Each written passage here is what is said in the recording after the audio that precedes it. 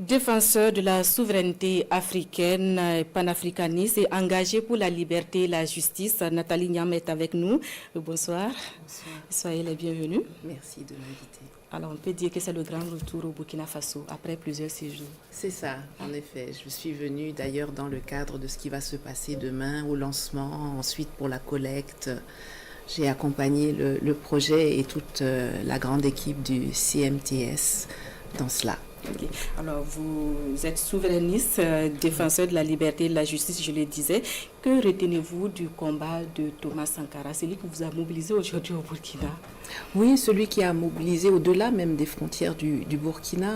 Thomas Sankara, j'ai l'habitude de le répéter, n'appartient plus au Faso. Il appartient à l'Afrique, il appartient même au monde. C'est une figure qui, partout dans le monde, incarne la volonté de s'assumer soi-même, de s'autodéterminer, qui incarne la dignité, le fait de vouloir reconquérir et nous redonner notre dignité.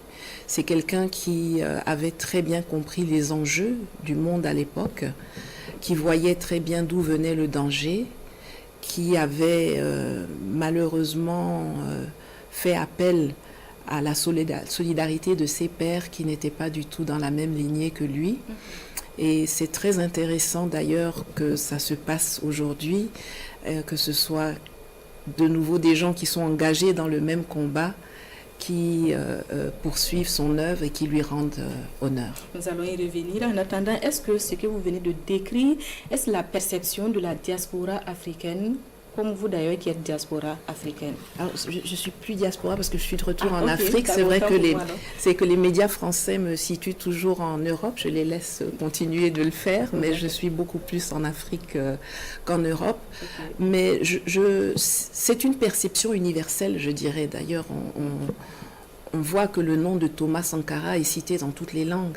Il n'est pas seulement cité en français ou par la diaspora africaine. On parle de lui, des gens de toutes couleurs, de toutes langues, de toutes origines, savent que c'est une figure qui incarne la volonté de s'assumer soi-même, la volonté de s'en sortir, le courage, l'audace, l'humilité aussi.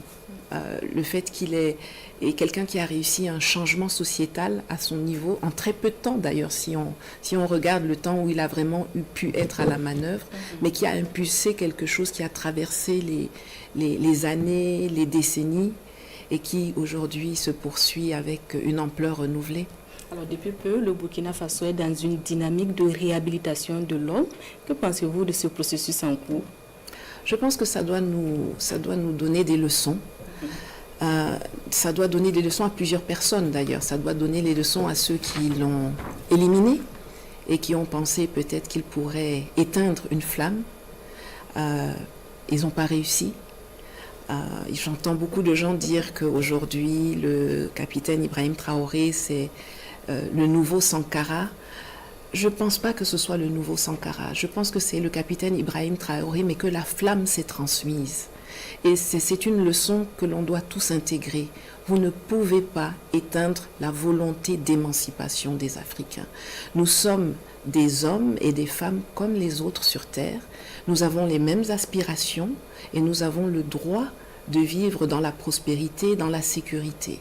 Ça montre l'infinie aspiration de Thomas Sankara n'était pas quelque chose d'isolé qu'on pouvait... on élimine une personne et puis ça s'éteint, ça traverse les années. Dit, tu es Sankara et des milliers de Sankara naîtront. Et ils seront encore plus décidés à le faire, d'autant plus déterminés qu'ils ont appris de l'histoire. Et on le voit très bien aujourd'hui. Et c'était si important pour vous d'être là pour la cérémonie de demain? Ah oui, absolument, absolument. Vous savez, c'est un projet qu'on a porté depuis pas mal d'années, qui a eu certains blocages. Il a fallu surmonter des obstacles, réunir les fonds, enfin, et le pays lui-même a traversé plusieurs grandes étapes. Et donc, être là demain, un 17 mai, on vient d'écouter, c'est une date symbolique aussi. Et l'être dans le cas présent avec la constellation actuelle qui est au Burkina et dans l'AES, c'est une fierté sans fin. En tout cas, nous vous souhaitons un très bon séjour à Ouagadougou, au Burkina Faso.